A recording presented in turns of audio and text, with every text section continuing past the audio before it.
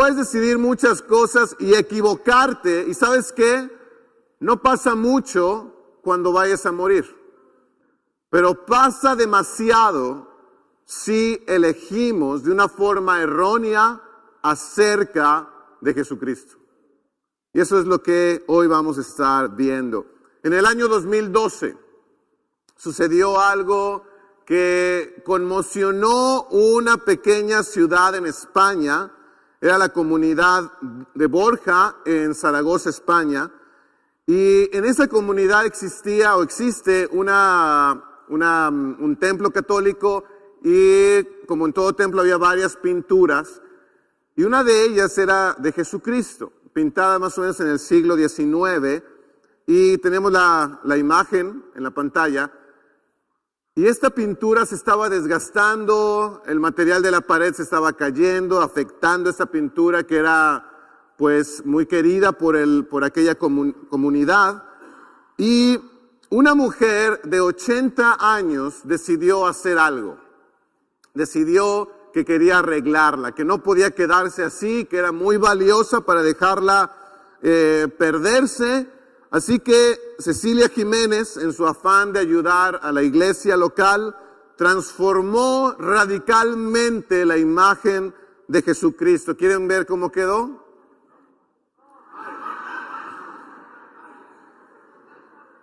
Digan, hola Jesucristo, en la ciudad de Zaragoza, España. Una revista española en internet puso lo siguiente. Dice, una española desfigura una pintura de un Cristo queriendo restaurarla. Y sabes, eso me da mucho, cuando leí esto me impactó demasiado, porque Cecilia Jiménez trató de hacer algo con nobleza, trató de ayudar a su comunidad, diariamente iba con sus pinturas. Y lo más impresionante es que el sacerdote y la gente la veían. No hizo nada escondido. No se metió una noche y comenzó a hacer esto. Era diario, yendo con sus pinturas. Y la veían a la señora viejecita. Decía, quiere ayudar a la iglesia. Y cuando terminó, eso fue algo que conmocionó a la ciudad porque se volvió algo ridículo. Se ha usado por años en internet para hacer lo que llaman ahora memes y burlas, y ha sido impresionante la manera en que se ha usado esto, y hoy tristemente la ciudad es más conocida por esta pintura. Así que si vemos las dos imágenes, me parece que muchos de nosotros nos puede pasar lo mismo que le pasó a esta mujer. No soportó ver que la imagen de Jesús se desgastaba y con mejores intenciones o buenas intenciones quiso hacer algo, pero sin los conocimientos adecuados para hacer una restauración de esa manera. Todo resultó, como decía, en algo cómico, en una burla, pero ¿cuántos de nosotros tratamos a veces de querer arreglar la imagen de Cristo para que sea un poco más entendible, para que tal vez no se escuche como cuando lees la Biblia y hay cosas que dices, esto es muy difícil de aceptar? En el Evangelio de Juan, capítulo 6, dice que mucha gente, miles, seguían a Jesús, y en un momento dado Jesús comenzó a hablar acerca de que para seguirlo tenían que comer su carne y beber su sangre, y para ellos era, ¿qué estás diciendo? Era como decir, ¿quieres que sea un caníbal? Pero Jesús estaba hablando a la cultura de aquella época, donde las personas ponían comida a sus dioses y comían de esos platillos pensando, voy a obtener el poder, me estoy consagrando, ese Dios está dentro de mí. Y por eso Él estaba diciendo que para que me entiendan bien, quieren seguirme, tienen que comer mi carne y beber mi sangre. Yo tengo que estar ocupando todo su ser. Es muy difícil de aceptar y a veces queremos cambiar la imagen de Jesús. ¿Qué pasa? Pasó en el primer siglo y sigue pasando ahora. Muchas corrientes comenzaron a entrar dentro del cristianismo, y en Judas capítulo 1, en el verso 4, o Judas verso 4, dice la Escritura: El problema es que se han infiltrado entre ustedes impíos o malvados que cambian en libertinaje la gracia de nuestro Dios y niegan a Jesucristo, nuestro único soberano y Señor. Aquí Judas estaba escribiendo a las iglesias de aquel tiempo y estaba advirtiendo acerca de hermanos, o estaba advirtiendo a hermanos acerca de herejías que estaban infiltrándose en la iglesia a través de los mismos miembros. En aquel tiempo había herejías o ideas contrarias al evangelio, como los judaizantes, que era un grupo de personas que decían, a ver, ¿quieres volverte a Cristo? ¿Quieres salvar tu alma? ¿Quieres hacerte un cristiano? Sí, primero tienes que cumplir todas las reglas del Antiguo Testamento. Circuncidarte y obedecer las leyes y vas a poder seguir a Jesús. Ese era un grupo y por eso Pablo escribe tantas cartas diciendo, no es por obras, es por fe la salvación. Surgió otro grupo llamado los arrianos, por un nombre o un líder de la iglesia bastante importante en Antioquía en aquellos días, llamado Arrio, y él comenzó a hablar, Jesús no es quien dice ser o como lo entendemos en la Biblia, Jesús fue creado por Dios, así que es como un ser más, solo que fue muy especial porque dio su vida, pero no es Dios.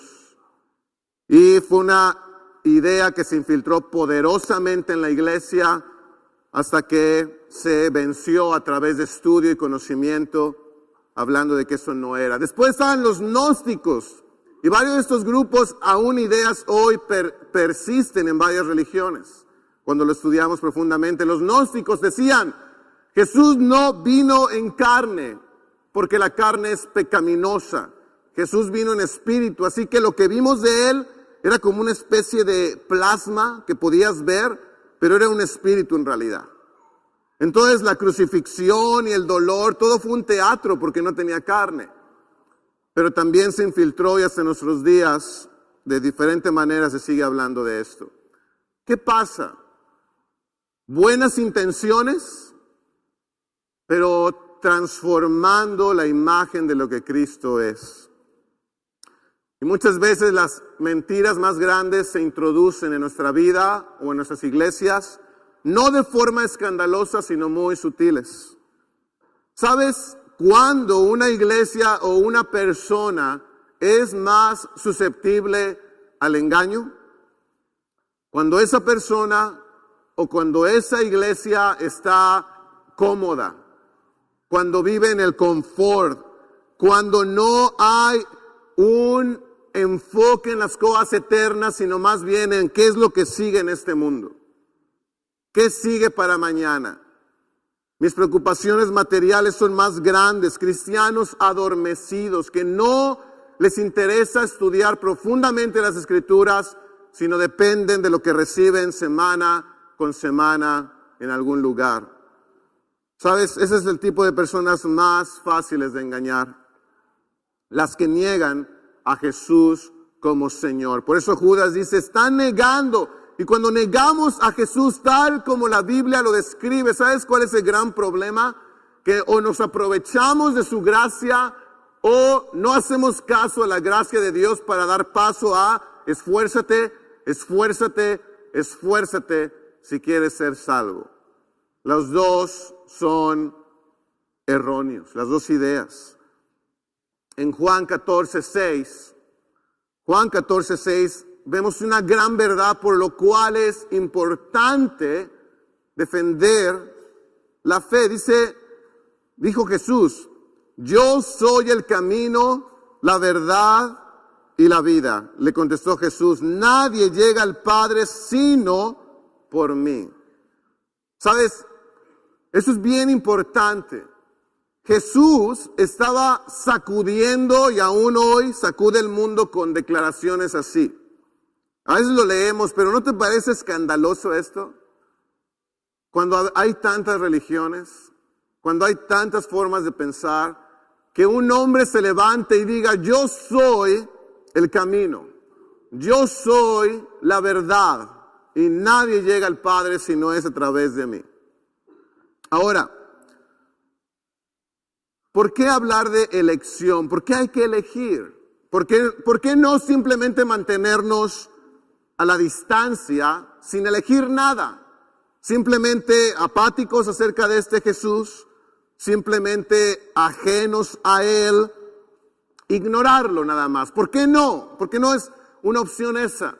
Quiero decírtelo. En primer lugar, Jesucristo, la mayoría de gente aquí y la mayoría de gente que conozcamos va a creer en Jesús de una u otra manera. En realidad, poca gente es la que de plano dice, yo no creo en Él. Ok. Pero si creemos, aunque sea un poco, la idea que tengamos de Él, tenemos que pensar algo. O Jesús era de verdad un mentiroso, un narcisista enfermo. Un narcisista es alguien que no habla mucho de Él y Él es muy grande, muy importante. Entonces Jesús era un narcisista enfermo que empezó a decir cosas de verdad locas, fuera de este mundo, y de verdad no hay que hacerle caso, y en realidad deberíamos estar en contra de Él si es un mentiroso. O Jesús es quien dice ser, es el Hijo de Dios y vino a salvar, y Él quiere ser el Señor de tu vida porque Él lo merece y porque es el plan de Dios. Y si esto es así, no hay más que caer de rodillas y adorarlo. Mantenernos en un punto indiferente es imposible, porque entonces seríamos hipócritas aceptando a un mentiroso que anda por ahí engañando a miles y miles de millones de personas, o somos en verdad tan ciegos y tontos que no entendemos que ese es el camino a la salvación. No puede haber indiferencia. Primera de Timoteo 3:15. ¿Cuál es el papel de la iglesia? ¿Cuál es el papel de la iglesia en esto? Pablo le escribe a Timoteo y dentro de varias peticiones, enseñanzas y características le dice, si me retraso, sepas cómo hay que portarse en la casa de Dios, que es la iglesia del Dios viviente, columna y fundamento de la verdad. ¿Cuál es el propósito de la iglesia según esa escritura? ¿Ser qué? Ser columna y fundamento. ¿De qué? ¿Y quién dijo ser la verdad? ¿Sabes? Cuando alguien pierde, cuando un lugar, una iglesia, una organización pierde su propósito, va a aceptar cualquier cosa. Si un ser humano responde para qué nació, por qué vive, esa persona va a ser hiper apasionada y va a ser una persona que va a hacer una gran diferencia en este mundo. El gran problema es la gente que no sabe para qué vive. El gran problema es las iglesias que no saben por qué existen. Ahí se pierde todo. Entonces, aquí hay algunas características rápidas que quiero mostrarte. Uno, ser la casa de Dios. ¿Cómo quieres tú llegar a tu casa y sentirte? Cómodo, ¿no? Decir, hace tanto calor. En serio, hace tanto calor. Y quiero estar cómodo. Es mi casa. ¿Cómo será para Dios llegar a la iglesia? En verdad puede sentirse, me siento tan cómodo porque yo soy santo y aquí hay santidad. Me siento tan cómodo llegar a mi hogar porque mis hijos me dicen Señor, y en verdad no es por la letra de una canción, es porque día con día yo soy el Señor de sus vidas. Porque ellos me dicen Padre, y no solo lo dicen por decirlo, sino que en verdad confían en mí cuando oran. Muchas gracias. Muchas gracias. Y sabes, Dios se siente en casa cuando está aquí. Cuando está entre nosotros. Después dice que es viviente. La iglesia debe existir para ser un lugar viviente, amén. Y algo vivo es algo que que vibra. Algo vivo es algo que se puede notar, que no es frío, no es una tumba. También dice la Escritura que es una columna. Tú quieres que tu casa tenga buenas columnas. Sabes a lo que se refiere porque implica protección. Si la iglesia no tiene columnas sólidas, va a perder todo su propósito. Fundamentos. Hoy vivimos en un tiempo donde no hay muchos fundamentos. ¿Qué es la verdad? Pregúntale a muchos de los jóvenes hoy. La verdad es lo que tú quieras que sea la verdad. Esa es la gran idea de nuestros días. No hay una verdad, por eso se aceptan tantas cosas, por eso hay cambios de leyes en la sociedad que aceptan cosas que la Biblia condena. Y se toma bien y se aplaude y se celebra, porque hoy ya no hay un fundamento claro acerca de qué es la verdad. Y te voy a decir algo, ciertamente la vida no es tan sencilla como blanco y negro. No lo es. En realidad hay muchas cosas que dependen del punto de vista que tú tienes. Pero si algo va a permanecer para siempre, tiene que estar fundamentado en la verdad, no en la tuya o en la mía. No hay verdad si no está Dios en nuestras vidas. No podemos entender la verdad sin entender a Dios. Juan 8:44. ¿Por qué es tan importante la verdad? Dice la Escritura, ustedes son de su padre el diablo, cuyos deseos quieren cumplir. Desde el principio este ha sido un asesino y no se mantiene en la verdad, porque no hay verdad en él. Cuando miente expresa su propia naturaleza porque es mentiroso, es el padre de la mentira. Sabes, la mentira es algo que daña mucho.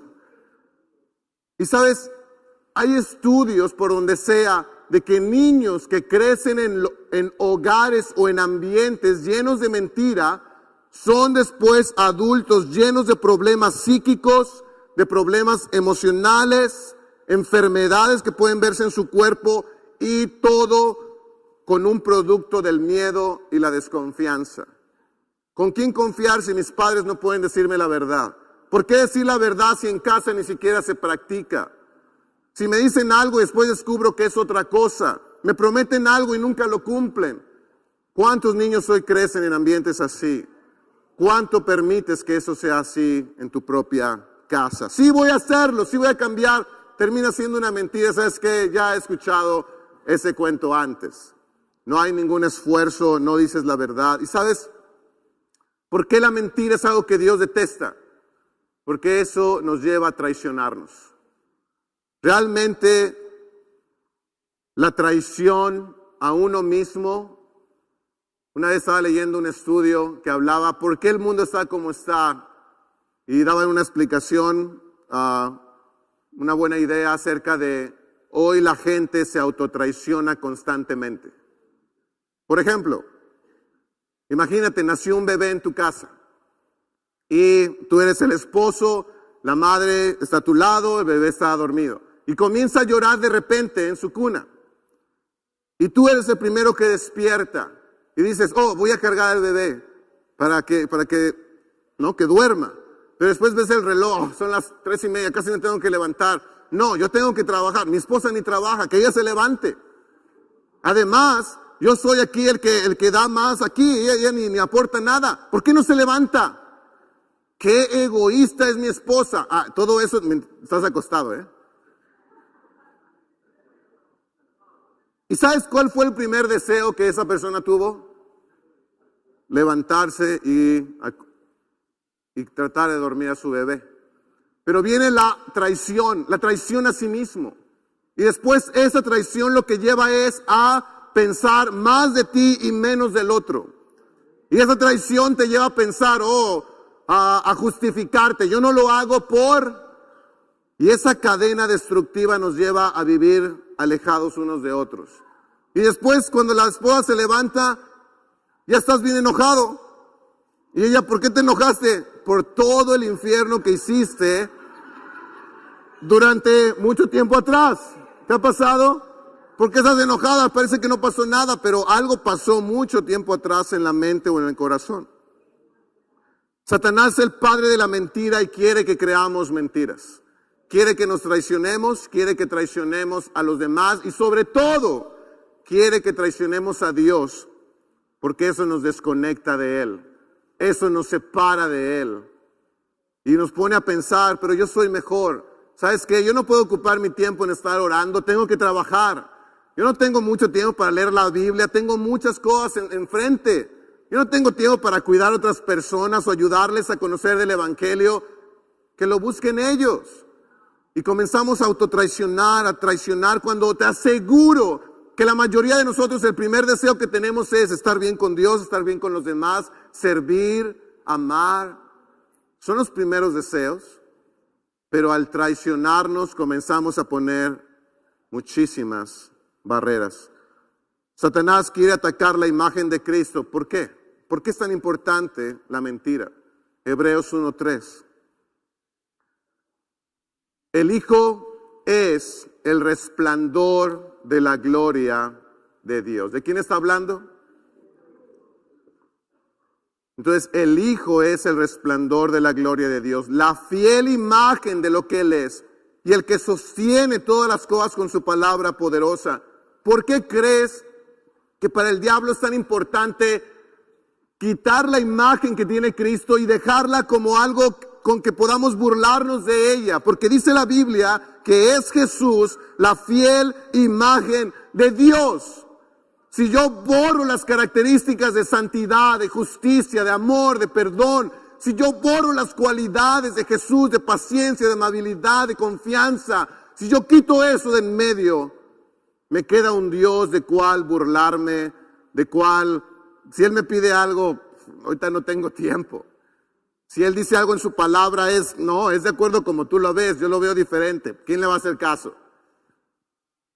Es por eso que es tan importante hoy decidir.